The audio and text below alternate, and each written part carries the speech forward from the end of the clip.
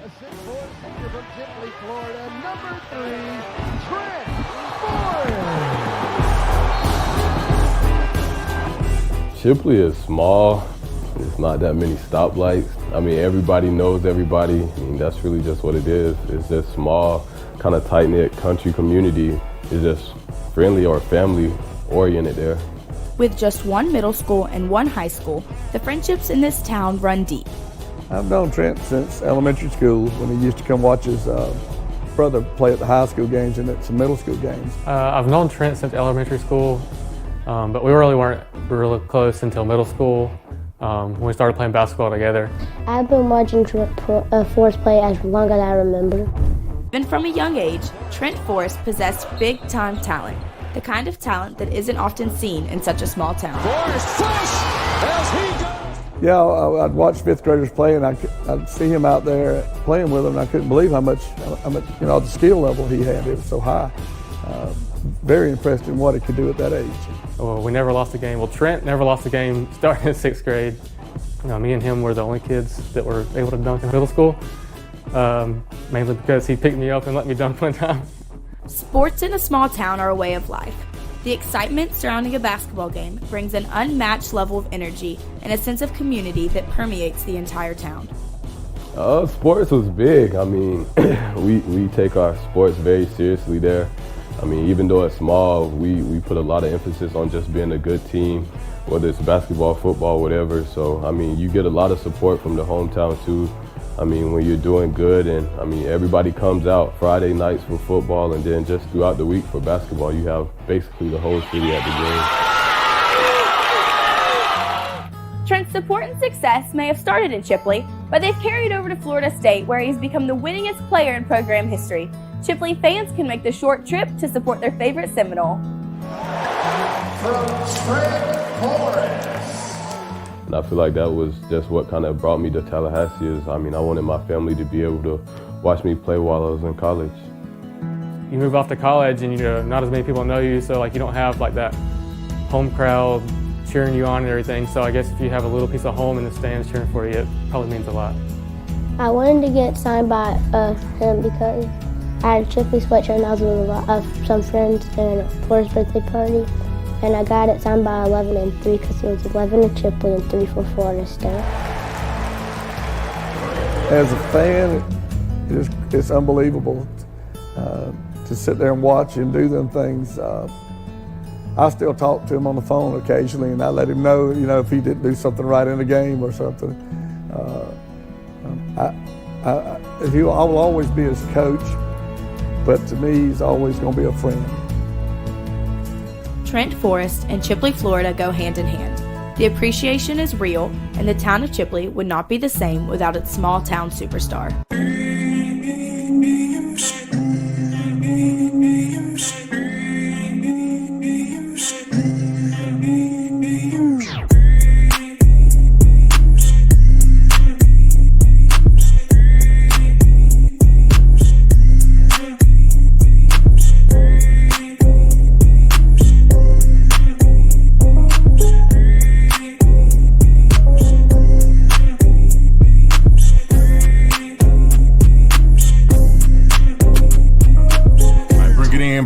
Bring it in. My guy Frankie Rob, what's going on with you? Man, you know everything's smooth here, man. We chilling, relaxing, trying to stay COVID-19 free. That's all of us, man. You're just trying to maintain, man, and find different new things to do, man. But I'm telling you, man, talking from parent to parent, to household to household, man. And a lot of people are appreciating the time with their families, man. A lot of people appreciating the time to get back with their families and get in tune and just do some things and talk and stuff like that. It's good, man. That's what I'm hearing. Man, I like it, right? I'm happy, but I want this sports star back, man. I'm done with Netflix, bro. You know what I'm saying? I got 2,000 hours logged with Netflix, man. I'm just I need some sports, man. I did YouTube every football game last year and watched it already. You know what I'm saying? I'm done, man. Yeah, man. I watched that movie All Day and Night. You watched that shit? Absolutely. Yeah, that movie was good, man. It's to me, man, in that movie right there, man, that movie is a mixture between Boys in the Hood, Baby Boy, and the what is it, the love the way they see us or whatever. It's a mixture of a whole bunch of different movies. It's a pretty good movie, man. Yeah, it really is, man. I like it, man. Yeah, man. But we like to continue to tell our Daddy's Ball podcast fans and family to hit us up on Twitter, Instagram, Facebook about people they want us to interview about new subjects and new topics and stuff like that. We're gonna just keep banging them on out, man. Keep banging them on out.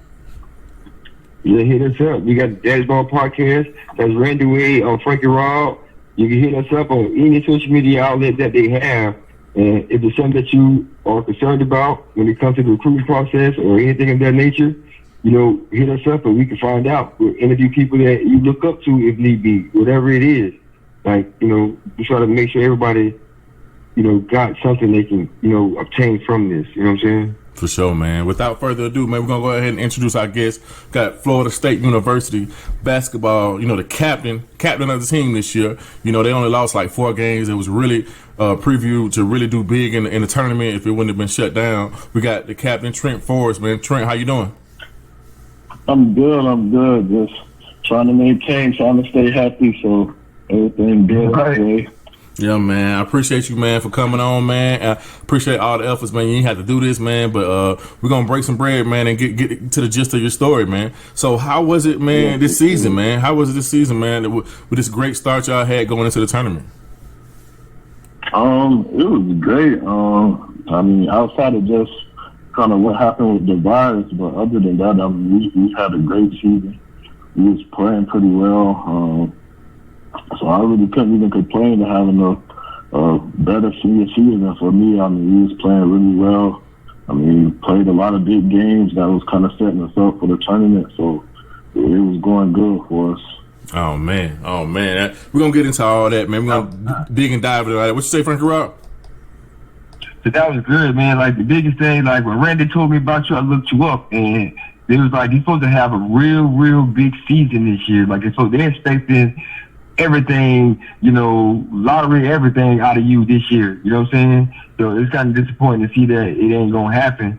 But for the most part, I like to, like Randy said, jump into the whole story about you, man. Even, like how it was coming from where you coming from. Something so small, like, the adversity that you went through. I love that aspect of what we do.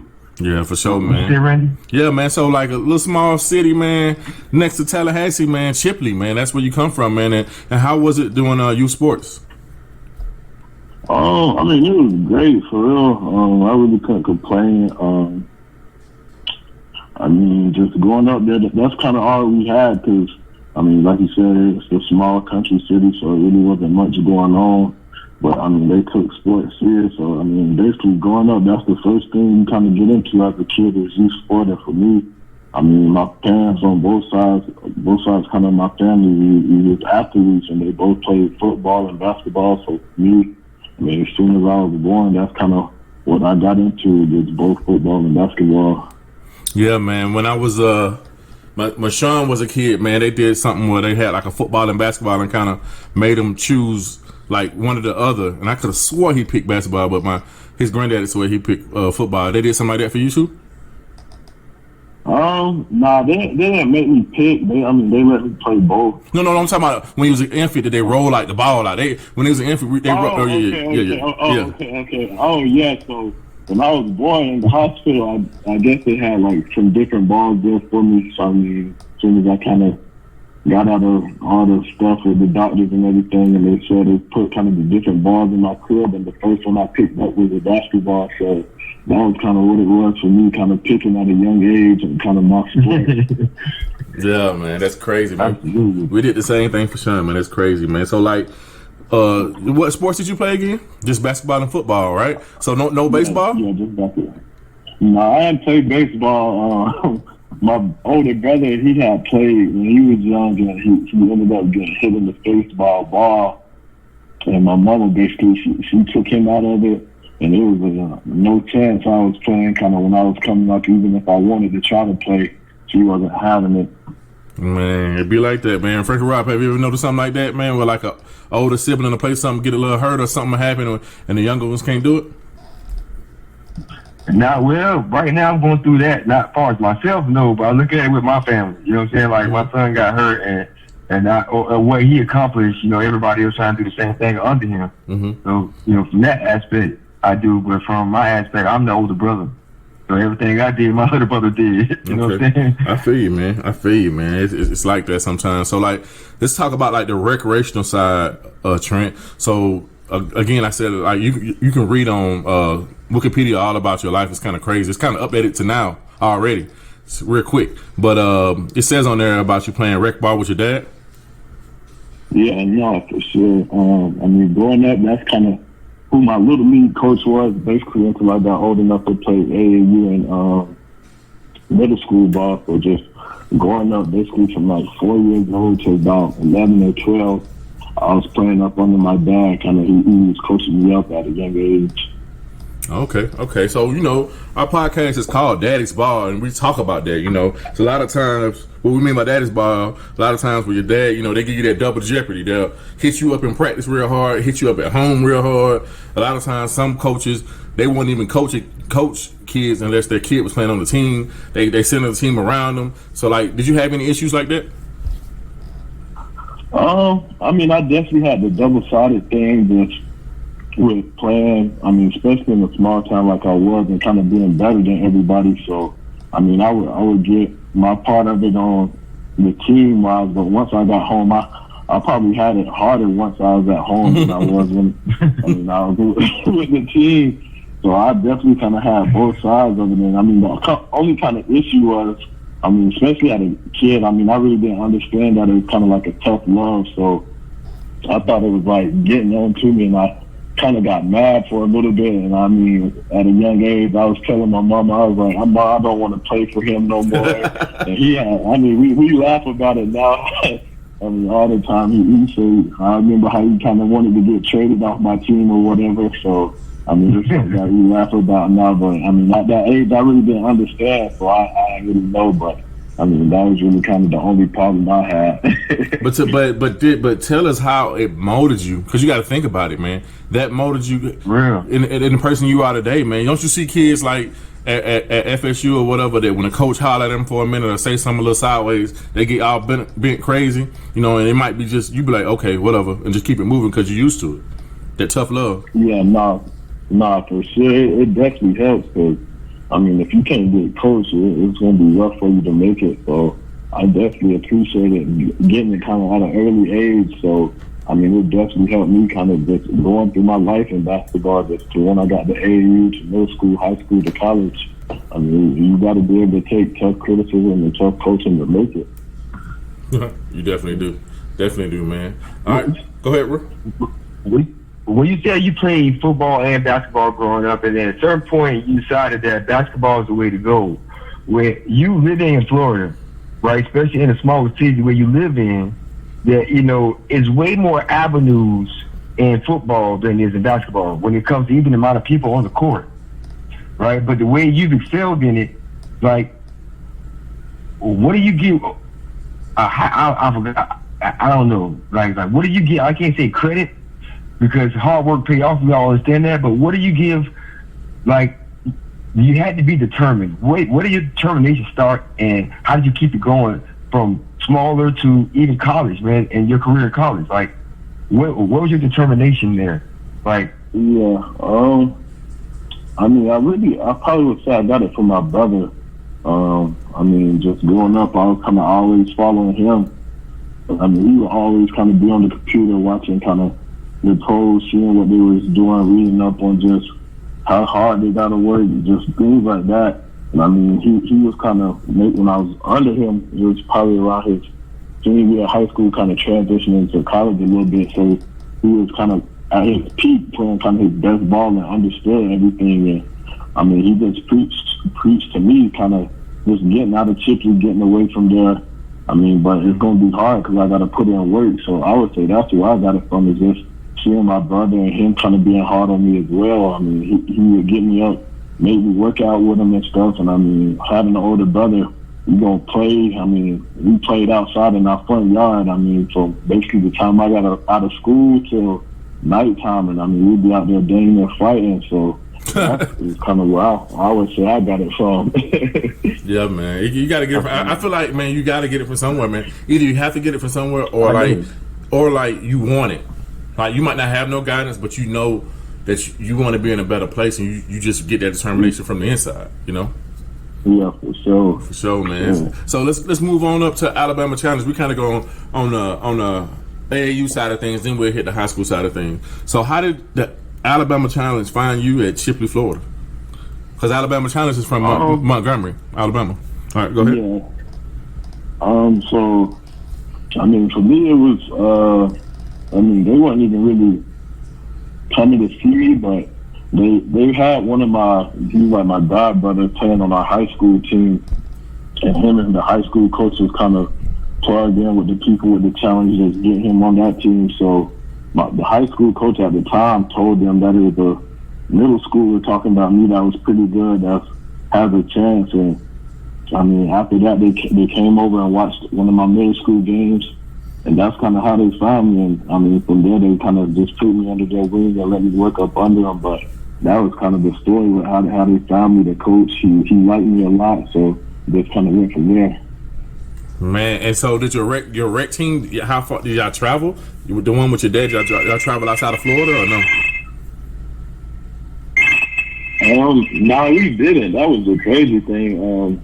I mean, my rec team, it was really just kind of in the city mostly. I played AAU with another team. I mean, at a kind of young age, around like 12, 13, that was in Panama City. And we would travel kind of just throughout Florida, going to Orlando, just different places, playing in the state. And that was kind of when I started traveling with AAU. Okay. And so, middle school. yeah, man, it's like that in basketball. They know if you're a dog early. They know if you're a dog early, man. And so, what was the difference in competition with Alabama Challenge and your local rec teams? It was a big difference. I mean, back home, you really don't. I mean, the people, they take sports serious, but it's not to where they think they have a future in it. So for me, it was kind of different just because I knew what I wanted to do. I knew how hard it was going to be. So, I mean, I was obviously better than most of the kids there. So it really wasn't no challenge for me. So getting outside of that is what I needed, but it opened my eyes because, I mean, you go outside of your city, outside of your state, and you see how many other kids are working just as hard as you. That's even better than you. So it was a big difference in the talent level. Yeah, definitely, man. And getting back, go ahead. I got a question for both of y'all, because Randy, you had your children doing the AAU thing. I never even knew anything about an AAU, honestly. Mm-hmm. So do y'all feel like other parents out there like me don't know anything about it, or your kids are young and don't know the avenues to go? So what would you say that when it comes to playing AAU for a child, it doesn't matter any age, when it comes to basketball, do y'all feel like that's a necessity, that's a must do to be successful in basketball? Trent, I'll let you answer that first. I feel like it depends, but I mean, just with how good players are getting and kids are getting in today's time, I definitely would say it's a necessity. I mean, you see kids at young ages just being so good now. I mean, at super young ages, even before I kind of got started, already talented, already doing a lot of things that, I mean, some players that's older than them can't do. So I would definitely say kind of at this point in time, just with how good players are getting, it's almost a need for it. Yeah, man. If you look at it, man, just look at it. Just let's take it in dunking context, right? So Jordan won the dunk contest, dunking from the free throw line. Dominique did a backwards dunk and 360 and all that junk. Now, but you got people now doing it behind the back, under their legs, all kind of crazy stuff. Now in basketball, you got to be so skilled to make it, bro. You got to be really, really skilled. A lot of those all stars from back in the day, they just wasn't as skilled as a lot of these ordinary players today. Not saying they better, but it's just not as skilled. So like, if you don't get around skilled people, you're gonna think that you can do this and do that until it comes to a point where you have to play, better competition, and then you'll see. So being on the AAU team that travels is imperative, man. Imperative. You'll see this in Trent's story from what I know. All right, so we talked about Alabama Challenge, and then you also went to the Georgia Stars after Alabama Challenge. So like it was a tier that you did, Trent. So like, how was the Georgia Stars experience compared to both of the others? I mean, I would say it was somewhat the same. It was probably an upgrade, honestly, because when I moved to the Georgia Stars, I was playing with probably even better players than what I was with the Alabama Challenge. So it gave me kind of a more realistic look at what it's going to be like in college. So I mean, that was probably one of the biggest changes just from going from the Challenge to the Stars. Is just I was playing with a lot of good guys that were going to play high D1 basketball, but for the most part, it was a lot of the same stuff just because they were both in the EYBL. So, I mean, outside of that, it was a lot of the same kind of things going on. Can you name some of the players that you played with in Georgia Stars? I played with Wendell Carter, Udoka Azubuike, Jared Harper, Brandon Robinson, Quintez Cephas, O'Shawn Williams, Adu Ado, Nicholas Hopkins. I mean, it was a good group of guys. Yeah, man, that's good. That's a lot of NBA and NFL talent that you're playing with, man. A lot, man. Yeah. That's crazy, man. And so y'all end up winning the Peach Jam Championship. How was that experience? It was big for us. For me, I mean, it was my first time playing on TV, so I mean, just the overall experience was great, and just playing on TV, national TV at that, and then just competing at the highest level. I feel like Peach Jam is the best tournament that was going on the whole summer. So I mean, it was big time for all of us. I mean, you had a lot of coaches there, so it was just a great environment for basketball. Like, people don't believe me, like they don't understand the feeling like when you go use the bathroom and you right next to Calipari and who was another coach, Roy Williams, like they all right there, like everybody. It got to be a crazy feeling, huh? No, it definitely is, especially for me coming from a small town. You watch these people on TV and they like Hall of Fame type people, like people you probably shouldn't even be in the same building with. Yeah. And then you get there and they watching you play, watching you do what you do. So yeah, I man, mean, it's just crazy how it play out. Yeah, it's a crazy experience, man. Frank Rob, you got something? No, I'm like, that's good, man. Like, how humble he sounds and what he feel about that, Man, it's crazy. That's good, man. The experience you had at a young age, man, that's awesome. Can you imagine if they had somebody in the football, bro? Like, well, you had Urban Meyer, Saban, all of them in one building watching y'all play football, man. That'd be crazy, man. That'd be crazy. But let's flip over. I saw that. You saw that? Where you saw that at? At Trinity Christian.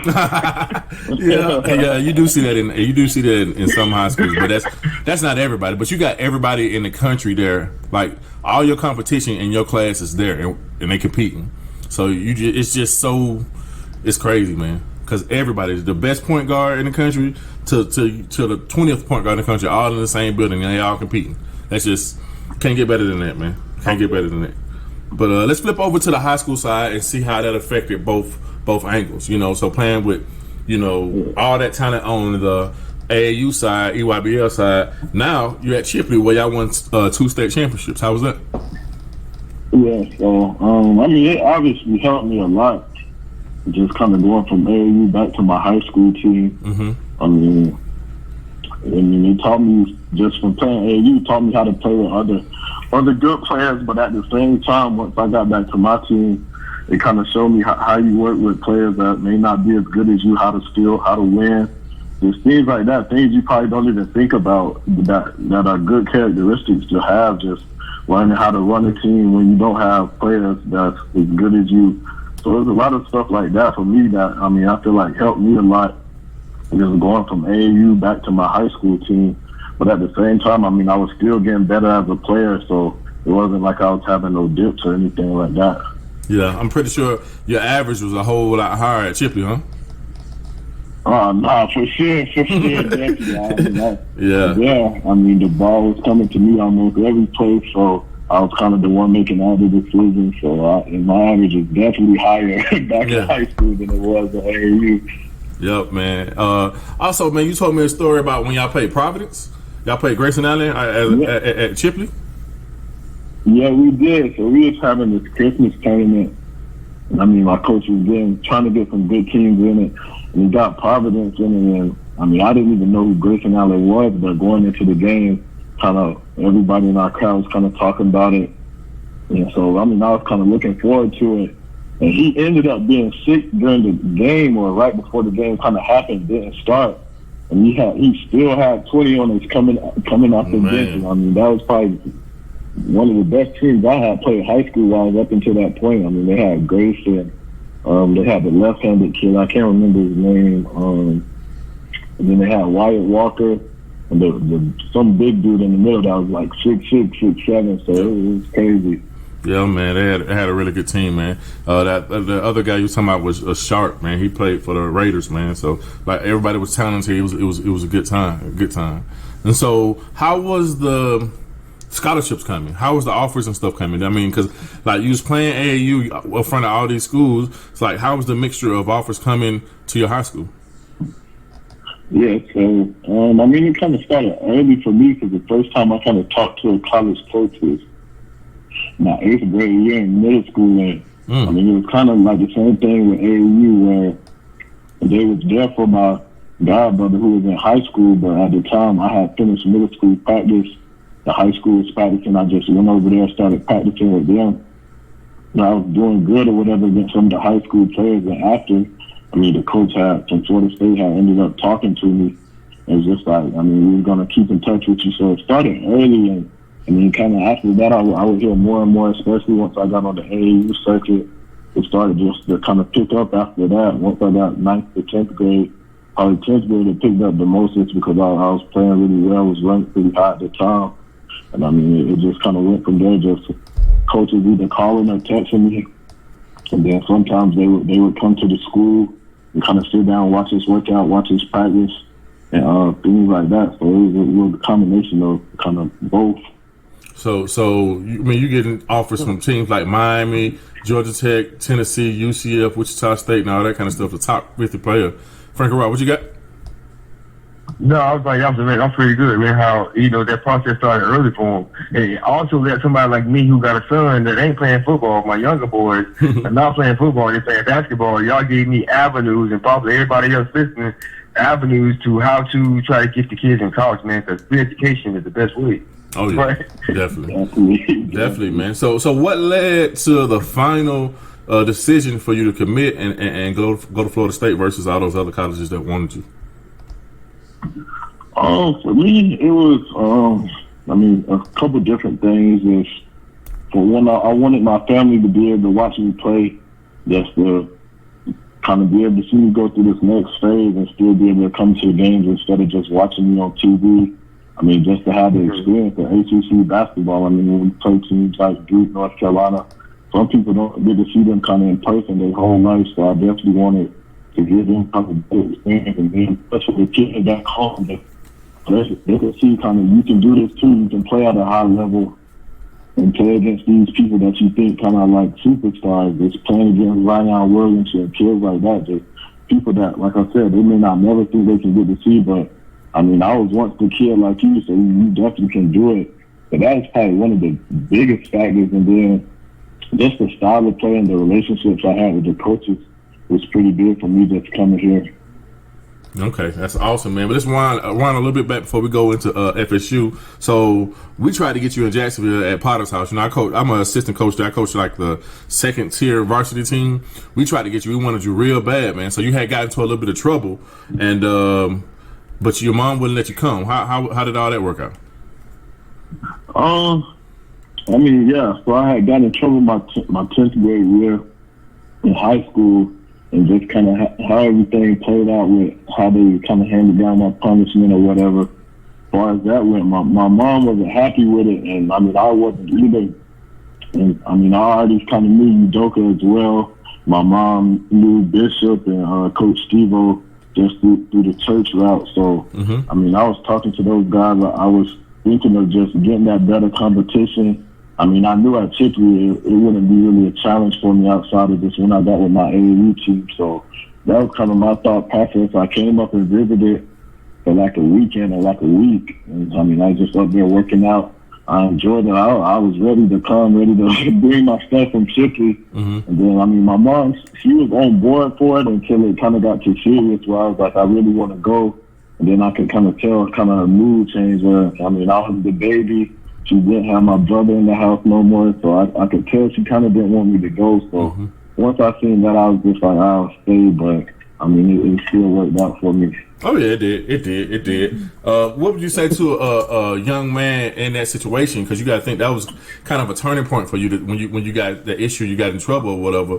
Like, how would you say to handle situations of where something go wrong, not using that circumstance as your life circumstance, and making it a motivational situation?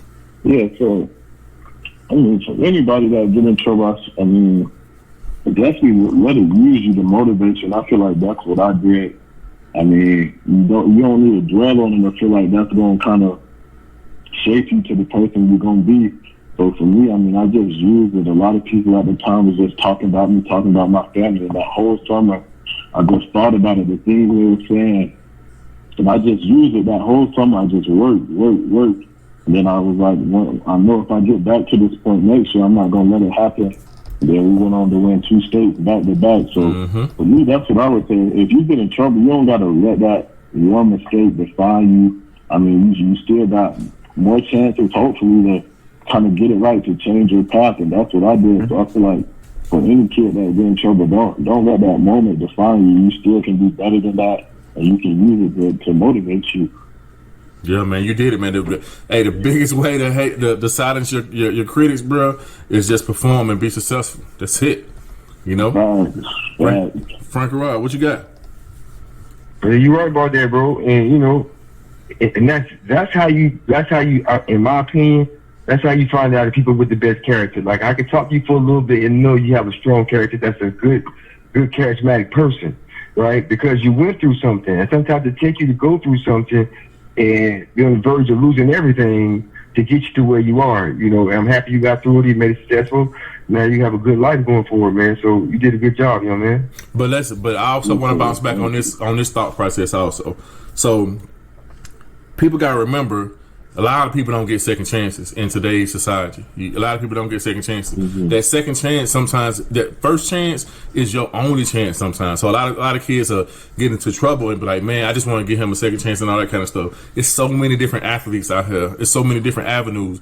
People just don't, sometimes what you do is so bad in people's eyes. It might not be that bad, but it's so bad in people's eyes, they just not going to give you that second chance. So take the opportunity you got now, no matter what platform, where you at, to strive hard and don't make certain mistakes that can hurt you critically in your career of what you're trying to do and what you're trying to get to. Because I'm telling you, a lot of times the second chance is no chance. Real talk.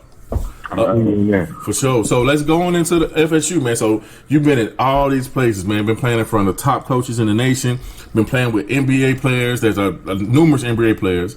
All right. How was the transition from Chipley to Georgia Stars and all that stuff going into Florida State? How did you cope with that? I feel like I did pretty all right with it. I mean, it's tough, definitely coming in from, high school. Usually, where a lot of high school kids, they're the guy that's getting the ball all the time, scoring all the points. And then you get to college, and it ain't like that. It just ain't going down. You're not getting the ball every possession unless you just like some crazy athlete, #1 player in the nation or something like that.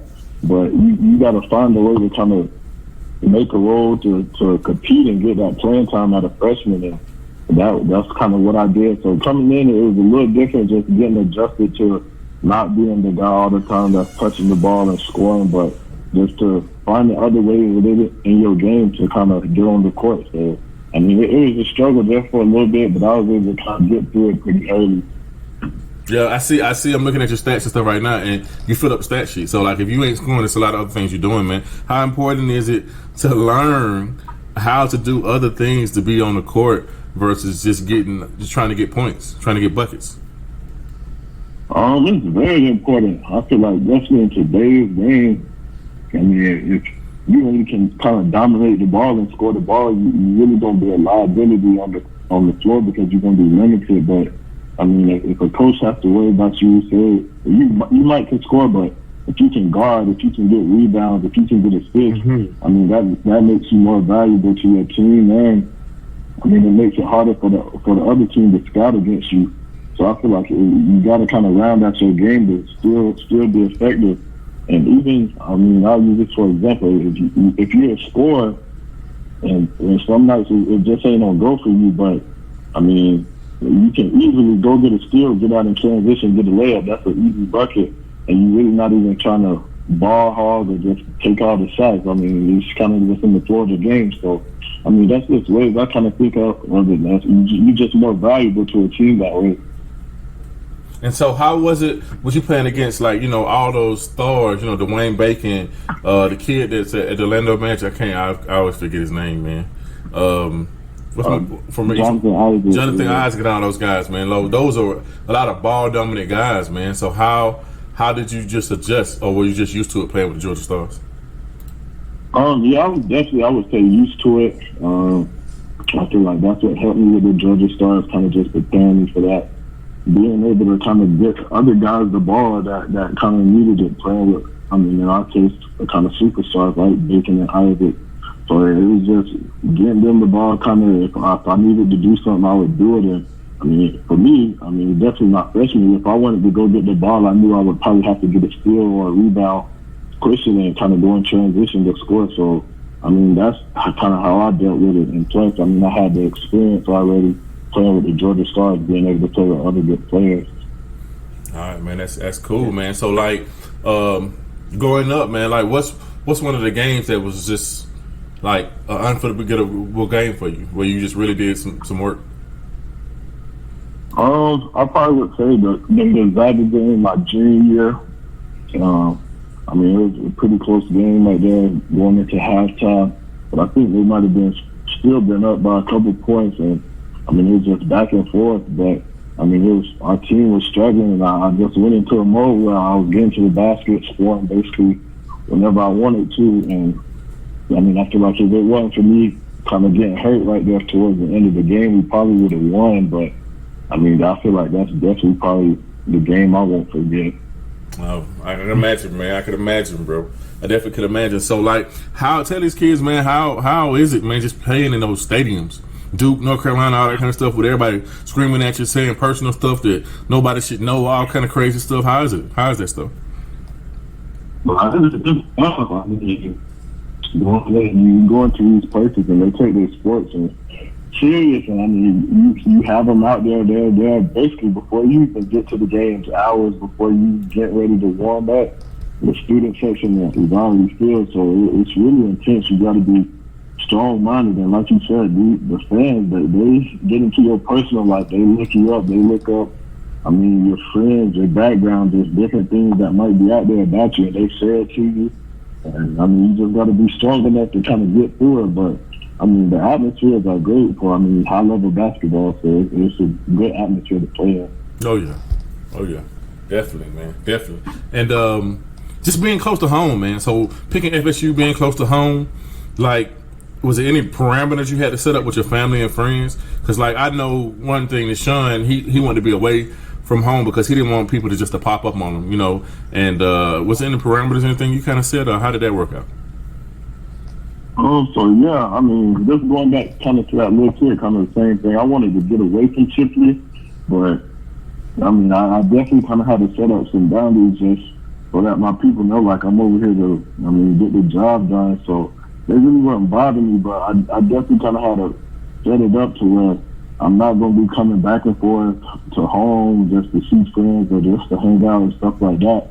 And then at the same time, I had to make sure, my friends and, y'all can just come over here every weekend. It ain't like we still in high school type thing. So you definitely kind of set that up because it can be a downfall for you just kind of trying to be still that hometown hero while still trying to kind of be the guy at college as well. Yeah, man. Plies said some stuff this week. I think it was, Frank, I think it was this week or last week or whatever, about one bad thing about this pandemic is that, you know, a lot of kids are in places they wouldn't normally be if they was in school. You know what I'm saying? And you just got to be careful because, like, I said this before, but like sometimes you're not hanging out with bad friends, but you're just hanging out with friends that are necessarily not good or bad. But if you're not good or bad, actually it's kind of bad because that means you're not moving forward. If you're not progressing, you're going back because everybody else progressing. So you just got to be careful. Exactly. Yeah, you got to be very. Go ahead. Like the kid it's a kid, Tulane. I don't know if that's what you, but I didn't mean to cut you off. But a kid from Tulane that was playing ball and just declared for the draft. I'm guessing he was back home, and I mean, I don't know if he shot the guy or not, but somehow a guy ended up killed basically, and he was around, and now, I mean, he basically done threw his dreams away basically because of kind of who he was hanging around at a long time type thing. That's crazy, man. That's exactly why I was so adamant about my son not playing nowhere near to Florida State or Florida or Miami. I was like, no, man, you need to get out of Florida. I don't care if it's however long the drive is to see the game. I'm going to do it because I don't know about Chipley. It could be more of a home environment. But here in Jacksonville, man, they down for nothing. So I ain't want nobody that, you know, one of your friends beefing with to drive there. It was just too close for me. And no, my nephew just got killed over some dumb beef or whatever. So I want him to get as far away as possible from Jacksonville as you can get. And when you come back home, you ain't going nowhere. I'm sorry, but you're not. You know what I'm saying? It is what it is.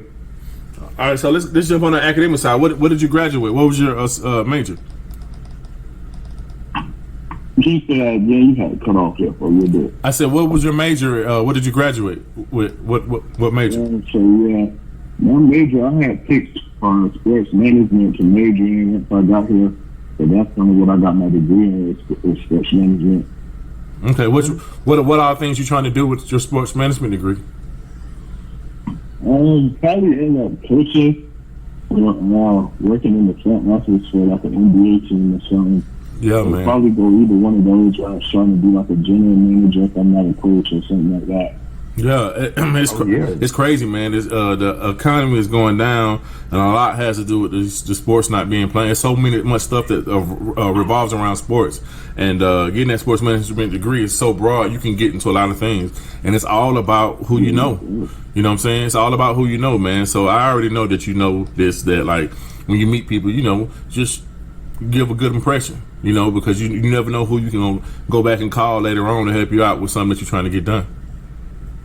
Mm-hmm. Yeah, that's definitely true. Definitely, especially in college. I mean, you meet so many people just, I mean, through basketball or through whatever your sport is, but also just the people you go to school with, classmates, just meeting people that's in the same major as you, but also in different majors. I mean, that helps you in the long run. Just the more people you kind of know, just the more things you kind of get your hand into. Yep. You can reach out to, man. Building networks, man. Building networks. What's up? All right, so you go from being the guy who kind of holds things together, your junior year, you know what I mean, not your junior year, but your freshman year, sophomore year, stuff like that, to the team captain. And you lead your team to a 26, 27-4 record, you know what I'm saying? All the hype, everything is going in, everybody's talking about y'all. So how did you have to change during this process, you know, becoming a leader of the squad? Yes, I mean, it was somewhat natural. I mean, I had always felt like I was kind of led by example, just by kind of what I was going to do. I was going to be doing what I was supposed to be doing the principles of our system or whatever it might be. But one thing I feel like I struggled with just coming in is that I was just too quiet. I didn't really lead with my voice. So that was just something I worked on my first 2 years, where I wasn't the main guy, just being able to speak up more and more. And during my junior and senior year, I got a lot better with it, and I was able to kind of put both of them together, leading by example, and leading kind of with my words, with my voice. I mean, that's kind of what helped me get to kind of where we was this year. I mean, I had the respect of the players on my team, but also that I was a guy that they would listen to. So that's kind of how I went about it. Yeah, it's kind of crazy. I always compare you and Sean as like the same kid or whatever, same young man and stuff like that, because that's one thing he has to work on this year. Because hopefully, God willing, he'll be a captain this year or whatever. And he's always been kind of quiet, not quiet, but a little quiet or whatever. So, like, you just would tell yourself, hey, I need to speak up at this time. You would, like, before practice, mentally put in your head, I need to speak up. Or how would you do that? Yeah.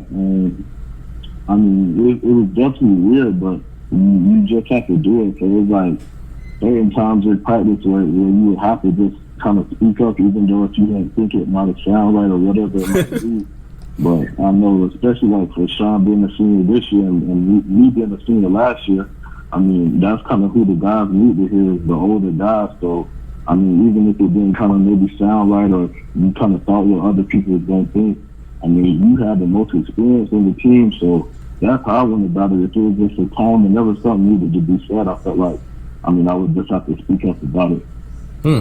That's cool, man. I definitely relay that message to him, and because that's vital, man. And then the thing I tell both of my kids, you got to speak up early before the battle, because every game's not a battle. Some games you're gonna win, but if you can set a precedence of what you want to do and things you want to allow and not allow. Just like Michael Jordan, same type of thing. If you said it early before the win, when you get into the battle, people will be more prepared for it. Because a lot of times, y'all play so many games where y'all know y'all just going to blow the team out. But it's still certain things you can't do. Yeah, it's certain things you can't do. And that's what I tell both of them, man. Do it before the battle. You don't need to do it on the Clemson game. You need to do it on the UBA game or whatever. You know what I'm saying? So, like, that's why I try to tell them to try to get them to practice on being a leader, man, because it's important, man. I don't know nothing that goes right or with a team structure or anything without some kind of a leader leading it. You feel me, Frankie Rob? You're right, bro. You did right, man. And I think that, Sean, you say he's quiet, but, you got to get him to that limit or he got to feel like he got to do it right now. But I think Trail, man, he'll do that. He'll lead that. He'll do it. I saw my own eyes. He'll do it. Yeah, he'll do it. He'll do it. It was kind of rough on him his senior year because he was hurt. And he had to lead with the crutches on, but like he definitely do it. He's more vocal than Sean is, but it's just something that's like Trent said. You just got to put it into existence and speak on it. And no matter how it sounds, it's something you got to work on. Just like doing this podcast. I'm pretty sure we didn't do the podcast the same time when we first started to now. So I'm pretty sure it's the same thing. Right. So you, like you said, man, Trent, you did a great job, man. And like, how are things working out now as far as this NBA prep, getting ready for the NBA draft lottery? So right now, I mean, if the COVID wasn't in place, I would be on that with my agent either in Atlanta or probably in California, working out, just preparing for the combine and stuff like that. So right now, it's just a lot of just working out. Just kind of waiting to see what the NBA kind of says about everything else. And then kind of going from there. But, most players at this point, they got their agents. They know who they're signing with. So it's just really different. Players kind of working out back home, or some of them may already be with their agents. They may be working out at their agency already. When is the draft lottery supposed to be? Didn't they postpone it or something like that? Yeah, they just pushed it back. So, I've heard that the draft wasn't going to be to like at least August 1st, but I feel like it just depends on kind of whenever they start the season back, or if they start the season back, or when it's going to kind of be decided. But they did just push it back because I think it was supposed to be in either this month or in June, but they just kind of pushed it back from that month. So I don't know. Yeah, man, it's going to be a very weird year, but I think they're going to make it to where everything can work out, where we can get basketball back on, somehow have them finish up the season and kind of get y'all started, because y'all got a combine and a lottery. Like, a lot of people didn't know that, the NBA had a combine. So it's going to be. Yeah, I didn't know that. Yeah, they got a combine. I don't know how it works. I haven't seen it, but they definitely have one. What's some of the things y'all do in the combine? They do kind of like how football with the testing. They do, full court shuttle, stuff like that. They do vertical. There's a lot of stuff off the court, just different shuttles, different agility drills with vertical. And then I know kind of like on the last day, they'll do like 5-on-5 scrimmaging and stuff like that. Mm-hmm. Then you may go through some drills maybe, but that's kind of really the most of it is just kind of the agility testing, stuff like that, and then the 5-on-5. Okay, that's cool, man. That's cool. I can't wait to watch. I'm gonna watch that this year, man. Just to check you out, man. See what you're doing, Absolutely. man. So, is it anything that you would have changed back in the day to help you out now in your process? Now that you've been through the whole process, getting ready to go to the NBA and all this kind of stuff, anything you would have changed back in the day?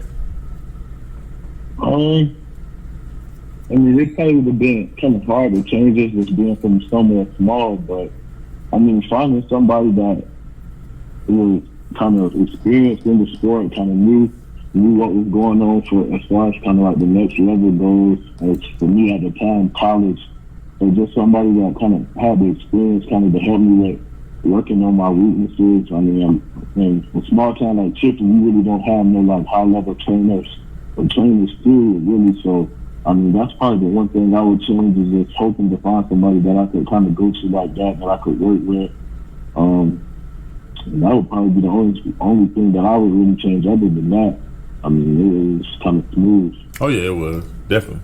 I definitely do that. One last question for you. So, unless Frank Rob, you got something? Yeah, I'm good, man. I'm just soaking everything in, man. I think I'm gonna do basketball.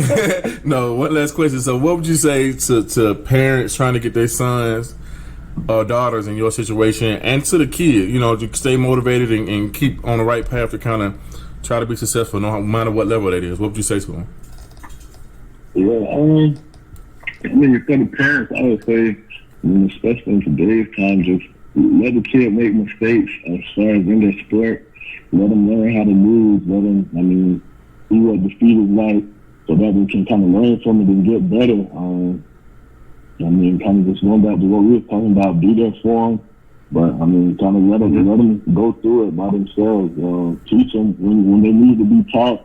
Don't really kind of overdo it too much. But that's probably what I would say. Let them taste adversity. Let them go through it. Cause, once you get to college, that's what it's going to be. Probably you're not going to be that same guy that's getting the ball all the time, or that's the same girl that's scoring all the points, whatever it might be. So that's what I would kind of say to the parents. But for the athlete, I would say just trust the process. It don't matter if you ranked or not ranked. None of that. That's just somebody's opinion. I feel like that's what a lot of the kids they get caught up in is ranking. And that's just somebody's opinion of what they think. Just continue to just trust in the work hard every day, put it in, and believe in that. Just believe in the work that you put in each day, and it's eventually going to pay off. So that's what I would say. It don't matter if you 4-star, 5-star, you don't got no stars, whatever. And I feel like, if you kind of take that mindset of not worrying about it, getting caught up in it, and just working every day, once you get to college, kind of everything else is going to take care of itself. I'll say for my teammate Devin Vassell, he probably about to be a lottery pick. And then high school, he was like ranked 200 in his whole class. So, and he only did 2 years in college. He had that mindset, come in and work every day. Don't worry about rankings, don't worry about stars. And once he was pound 10, he was ready for it. So that's what I would say for younger kids. Just don't get caught up in all of that, because it really don't matter. I hear you, man. I appreciate it, man. I appreciate you doing this for us, man. It felt like you done did this podcast 3 or 4 times already, man. But hey, dog, we really, really, really appreciate it, man. Anything, bro. Like I told you when we was riding down to Miami, bro. Again, anything you need, man. Don't holler at me, man. Anything, small, big, whatever, man. I got you, man. You're a good young man, and I appreciate it, bro. Frankie Rob, man, take us. Take us out, Frankie Rob. Yeah, man, with a very, very, very good podcast here with about to be NBA legend coming up here pretty soon. As always, subscribe, let us know, like and share, and everything. Everybody stay smooth. All right, man, stay smooth, man. We out.